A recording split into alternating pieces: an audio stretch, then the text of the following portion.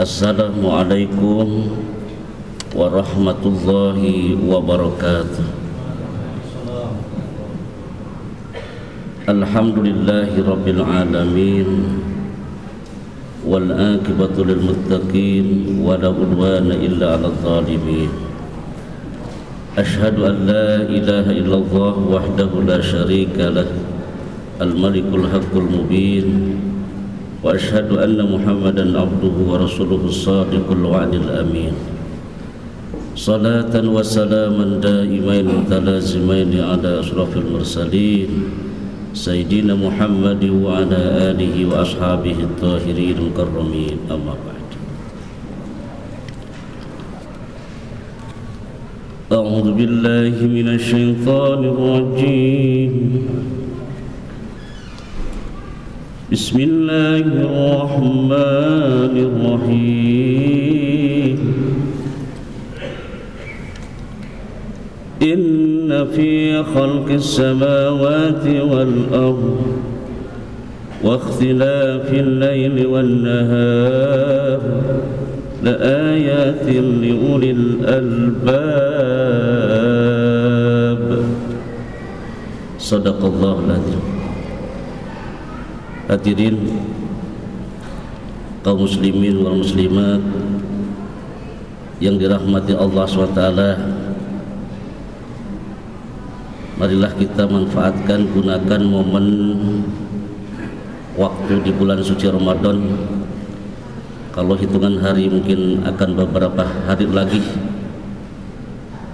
meninggalkan kita Ramadan selaku tamu bagi umat Islam.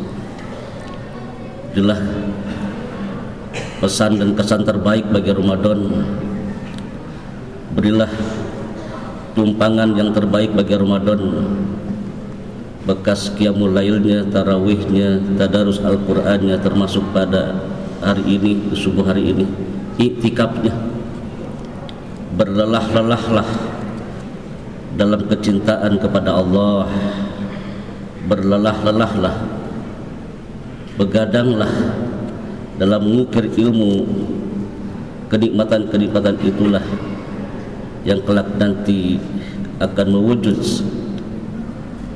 pahala amalan yang bisa dipetik di hari kiamat nanti.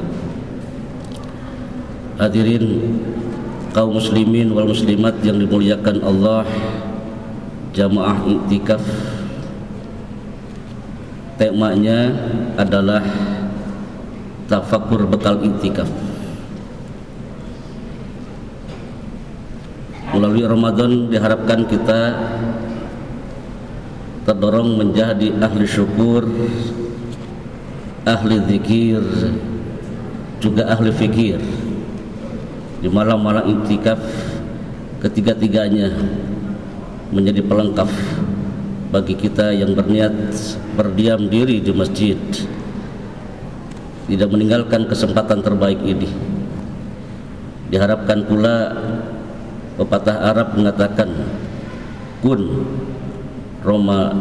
robbaniyan wala takun ramadhaniyan. Jadilah hamba Allah yang taat, mau datang Ramadan ataupun tidak datang Ramadan. Apalagi di bulan suci Ramadan, ketaatan kita makin meningkat, berharap membekas di luar bulan suci Ramadan. Wala takun ramadhaniyan, jangan hanya taat pada saat Ramadan saja, tapi 11 bulan ke depan kita jarang menemui rumah Allah, kita jarang kembali membaca Al-Quran. Satu malam kita hatam 5 juz, tapi 1 tahun libur tidak membaca Al-Quran. Berarti ia taatnya hanya di bulan suci Ramadan. Sebagai hamba Allah yang taat terlepas ada dan tidaknya.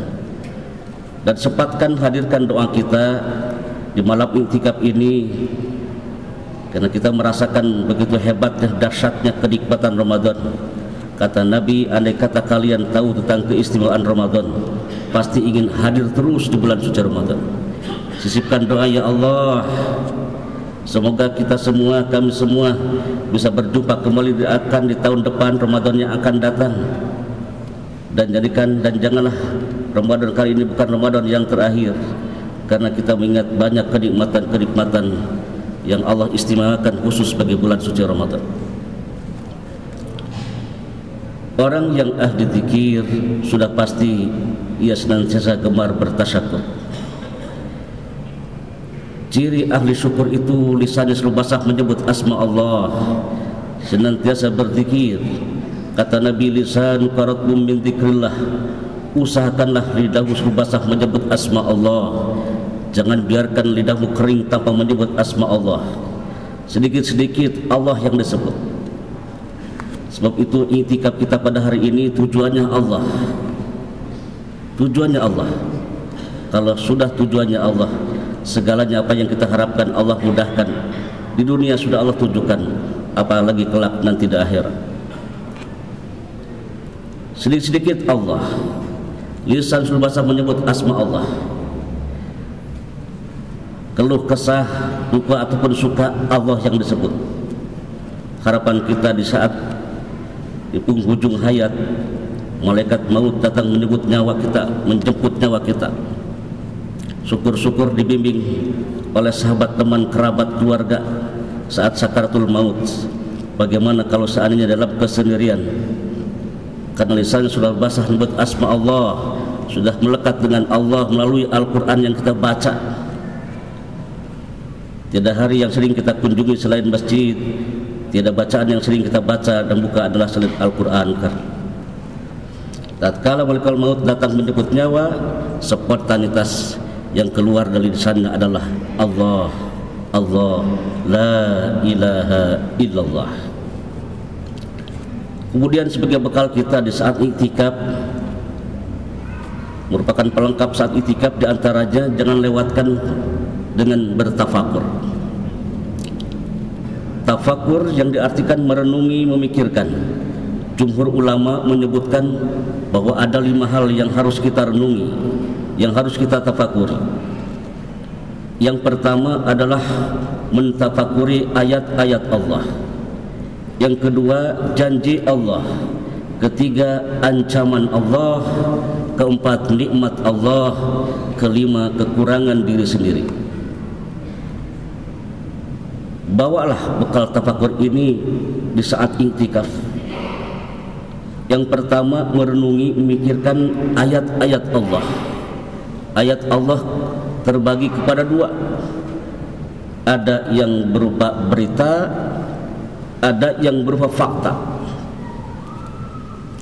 Berupa berita wujudnya adalah berupa kitab, Zabur, Taurat, Injil, Al-Quran.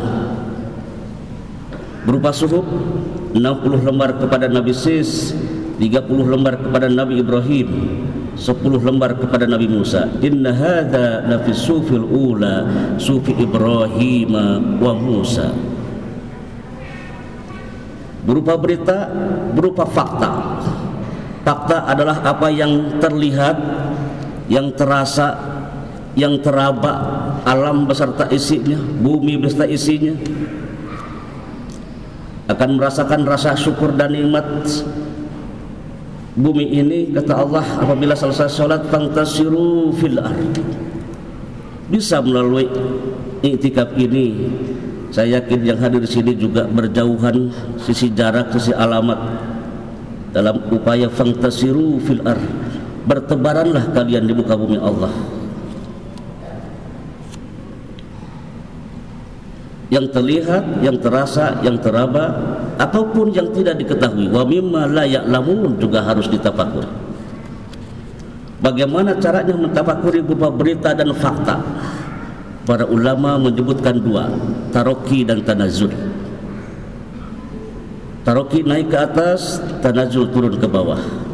Kita buka Al-Quran, tanazul. Kata Allah dalam surat An-Naml ayat 88, wa taral jibala tahsabuha jamidatan wa hiya tamurru marra sahab. Persangkaan mereka manusia bahwa gunung-gunung itu diam, padahal gunung-gunung itu bergerak, kata Allah, sebagaimana bergeraknya awan. Itu berita. Bagaimana faktanya? Para ahli fisika membenarkan. Tempoh hari saya bertemu dengan seorang ahli fisika Profesor Edi dari ITB membenarkan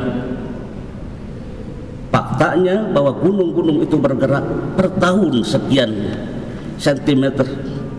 Itu menunjukkan makanya timbulnya adanya gempa karena gunung-gunung itu bergerak sebagaimana bergeraknya awan. Dengan mentafakuri ayat Allah berupa berita dan fakta, maka kita akan semakin yakin kepada Allah, akan semakin cinta kepada ayat-ayat Allah. Bawa dalam perenungan memikirkan ayat-ayat Allah. Ala bi dzikrillah tatma'innul qulub. Kata Allah, ketahuilah dengan mengingat Allah hatinya akan tenang dan nyaman. Berita, faktanya tanyakan kepada diri masing-masing. Adakah perasaan nyaman, tenang manakala kita hadir di masjid dalam suasana di bulan suci Ramadan? Segala masalah yang dibawa dari luar datang ke masjid lenyap. Keluar hadir lagi, masuk lagi ke masjid lenyap. Menandakan ketenangan, kenyamanan dengan mengingat Allah. Pertanyaannya, ciri orang yang beriman itu, innamal mu'minuna idza dzukirallahu wajilat qulubuhum. Sesungguhnya orang-orang beriman itu apabila dibacakan, disebut nama Allah, maka bergetarlah hati. Bertanyalah pada diri kita, adakah getaran di hati pada saat Allah disebut? Lewat kumandang adzan. Kualitas keimanan adalah tergantung bagaimana kita merasakan getaran hati tatkala Allah yang disebut. Dibacakan ayat-ayat Allah, bertambahlah keimanannya. Tanyakan kepada diri kita masing-masing. Itu yang pertama, mentafakuri ayat-ayat Allah baik berupa berita dan fakta. Dengan mentafakuri ayat Allah, kita akan makin cinta kepada Allah SWT. Yang kedua adalah mentafakuri janji Allah. Janji Allah adalah pasti. Inna wa'dallahi haqqun. Sungguhnya janji Allah itu adalah pasti, benar adanya. Bagaimana janji kita dengan sesama manusia? Surah Al-Kahfi ayat 24 itu dikatakan, wala taqulanna li syai'in inni fa'ilun dzalika ghadan illa ayyasha Allah. Janganlah kalian sekali-kali mengatakan akan berbuat hari esok pagi kecuali dibarengi dengan menyebut insya Allah. Para ulama menafsirkan ayat ini, katakan insya Allah kalau janjinya akan datang. Misalnya diundang seseorang pengurus DKM untuk undangan rapat, yakin di hatinya akan datang, barengi insya Allah. Kalau istilah Sunda, insya Allahnya kadang-kala jadi bohong. Kumaha engke, insya Allah saya akan datang, tapi faktanya dia tidak, berarti insya Allahnya bohong. Kalau yakin tidak akan datang, maka jangan dikatakan yakin akan melaksanakan, baru dibarengi insya Allah. Mentafakuri janji Allah, insya Allah kita penuh harapan kepada Allah akan terwujud. Harapan kita akan terwujud karena janji Allah adalah pasti. Tidak ragu lagi dalam beribadah, sungguh-sungguh dalam beribadah, mujahadah, muhasabah, muraqabah. Yang ketiga, mentafakuri ancaman Allah. Sisipkan di saat kita i'tikaf, buka ayat-ayat Allah yang berupa ancaman. Di situ ada ayat Allah berupa larangan, berupa perintah, ada berupa ancaman. Ambil surah Al-Ghasyiyah, di situ ada ayat ancaman. Wujuhun yawma idzin khashi'ah. Masuk ke pikiran kita. Nanti kata Allah akan muncul banyak wajah-wajah yang tertunduk, kelam penuh penghinaan, tunduknya penuh penghinaan. Amilatun nasibah. Kita renungi, nanti dimasukkan ke dalam neraka hamiyah yang paling panas. spontanitas kita akan bercucurkan air mata terkala ingat akan ancaman Allah. Tasla narun hamiyah, wujuhu yawma idzin khashi'ah, akan muncul wajah-wajah yang hina dina. Amilatun nasibah, ia berkeringat, bersusah payah melakukan kegiatan, mengerjakan ibadah, mau sedekah karena sudah pengalaman di alam kubur. Tasla narun hamiyah, dimasukkan ke dalam neraka yang sangat panas. Tusqa min ainin aniyah, diberi minuman yang amat sangat mendidih. Renungi ayat ancaman ini, maka kita akan lebih khusyuk dalam beribadah. Tidak ada makanan kecuali kayu berduri yang tidak mengemukkan dan tidak menghilangkan rasa lapar. Jangan heran manakala ada hamba-hamba Allah yang begitu lantang semangat membela kebenaran, dia takbir sekeras-kerasnya, di hatinya, di benaknya dia sudah tidak takut lagi kepada ancaman manusia, sekalipun peluru nyasar pada kepalanya. Yang ia takuti adalah ancaman Allah, azab kubur, ancaman Allah, siksaan di neraka kelak nanti. Dengan mentafakuri ancaman Allah, maka ia akan terdorong menjadi tidak takut lagi kepada ancaman manusia sepanjang yang dibela adalah kebenaran. Ayat Allah, janji Allah, ancaman Allah. Kemudian yang keempat, mentafakuri nikmat Allah. Wa idza'adzana rabbukum la in syakartum lazidannakum wa la in kafartum inna 'adzabi lasyadid. Mentafakuri nikmat Allah. Ciri orang yang bersyukur itu, kata Allah, wa amma bi nikmati rabbika fahaddits. Maka adapun nikmat dari Allah, fahaddits, maka tampakkan, beritakan, bicarakan. At-tahaddusu bi nikmatillahi syukur, membicarakan nikmat Allah pertanda orang yang bersyukur. Kapanan kita ingin masuk pada golongan yang sedikit, kata Allah, wa qalilun min ibadiyasy syakur. Sedikit sekali, kata Allah, orang-orang yang bersyukur. Kalau ingin pada kelompok yang sedikit, bicarakan nikmat Allah, tampakkan nikmat Allah. Wa tarkuha kufrun, orang yang meninggalkannya pertanda orang yang kufur, menolak, tidak membuka, menutup diri, tidak membicarakan nikmat Allah. Jangan jauh-jauh nikmat Allah pada diri kita. Kita bisa melangkahkan dari rumah menuju rumah Allah. Kita bisa membaca Al-Quran kedipan mata yang tidak butuh pulsa, yang tidak perlu kuota. Betapa nikmatnya memandang Al-Quran, membacanya nikmat, melihatnya nikmat. Kata Imam Al-Ghazali, kalau ingin mengenal Tuhan, mengenal Allah, kenalilah diri. Man arfa nafsahu faqad arfa rabbahu. Barang siapa yang mengenal dirinya, dari mana berasal dan mana berakhir. Yang berasal tidak membawa apa-apa dan dia akan kembali pada rumah yang sesungguhnya di alam kubur. Maka ia akan mengenal Tuhannya kalau ia mengenal dirinya. Dengan mentafakuri nikmat Allah, maka akan terdorong menjadi ahli syukur. Akan Allah tambahkan kenikmatan-kenikmatan selanjutnya. Hadir kita di bulan suci Ramadan, betapa banyak kenikmatan kita raih. Diharapkan kita berdoa, ya Allah, di penghujung Ramadan ini supaya terus berjumpa tahun yang akan datang dengan Ramadan yang akan datang. Bulan Ramadan syahrul ukhuwah, bulan persaudaraan, bulan persahabatan. Di masjid kita berjumpa teman lama, di masjid kita makin erat ikatan persahabatan melalui Ramadan. Diharapkan bisakah dengan sekian banyak orang di waktu subuh ini berdampak kelak nanti di 11 bulan ke depan. Mungkin kita bisa pikirkan melalui DKM bagaimana agar jamaah di 11 bulan ke depan bisa nampak banyak seperti ini dalam beribadah kepada Allah. Kemudian yang kelima adalah mentafakuri kekurangan diri sendiri.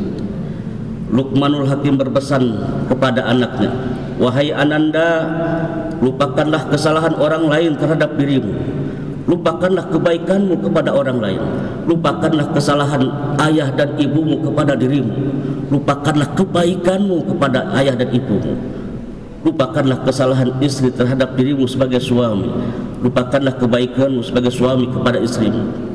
Umumnya manusia senantiasa menghitung-hitung kebaikannya, menyebut-nyebut kebaikannya, lupa akan kesalahan dirinya. Kalau sudah mentafakuri ini kekurangan diri sendiri, bahwa di saat itikaf sambil duduk bersujud merenungi akan kekurangan diri sendiri, maka ia tidak akan puas kalau sudah berbuat kebaikan, akan terus dan terus berbuat kebaikan. Kesimpulannya hadirin wal hadirah, marilah kita geser hamba Allah sebagai orang yang memiliki kesungguhan dalam beribadah, mujahadah, sebagai hamba Allah yang senantiasa melakukan aktivitas penghisab diri. Hasibu anfusakum qabla an tuhasabu, kata Umar bin Khattab, hisablah diri kalian sebelum nanti dihisab oleh Allah. Khawatir amalan kita hilang seketika dengan penyakit syaitan iri dengki. Kita sudah menyusun sedemikian rapihnya amalan bulan suci Ramadan dengan tadarus Al-Qur'annya, dengan iktikafnya, dengan qiyamul lailnya, sedekahnya. Tiba-tiba muncul iri hati, iri dengki dalam hati. Kata Nabi, bahaya iri dengki itu adalah dapat menghanguskan amalan kita yang sudah susun rapih, sebagaimana api menghanguskan kayu bakar, api menghanguskan kayu yang mewujud kursi, hilang seketika. Apa indikasinya orang yang iri dengki? Lihat orang lain sukses, bahagia, ia merinding, ia muriang. Ketika orang lain menderita, ia gembira. Jadi harus bagaimana? Bersikap jembar hati. Orang lain sukses, kita support, semoga kesuksesan datang berikutnya kepada Anda. Orang lain menderita, berilah jalan kemudahan, berilah solusi, berilah support, dan doakan. Inilah yang dapat disampaikan, mudah-mudahan bermanfaat. Buah tomat, buah petai, tamat burung irian, burung cendrawasih, cukup sekian dan terima kasih. Burung elang, burung ekek, itulah nama-nama burung. Billahi taufiq wal hidayah. Wassalamualaikum warahmatullahi wabarakatuh.